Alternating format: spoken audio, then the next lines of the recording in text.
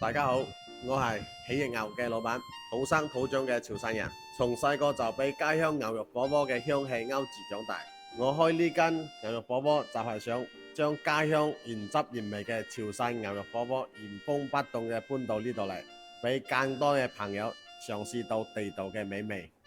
我喜盈牛嘅牛肉都係自家屠宰場當餐現宰嘅土黃牛，保證牛肉唔超過3個鐘就端上餐桌。我揀肉就認一個道理，牛要當天現宰，肉要現點現切，雪花、吊籠、豉仁、五花子，每個部位應該點樣切，全憑手感。你夾起一片肉喺湯入邊三起三落，點上沙茶醬，入口嘅瞬間就可以感受到牛肉嘅鮮甜。湯底係我哋另一大法寶，用牛骨、牛腩、牛筋慢火慢熬製6個鐘頭，熬出原骨原味嘅清湯，帶住天然嘅肉香。除咗牛肉之外，我哋店仲有比較有特色嘅台山大生蠔，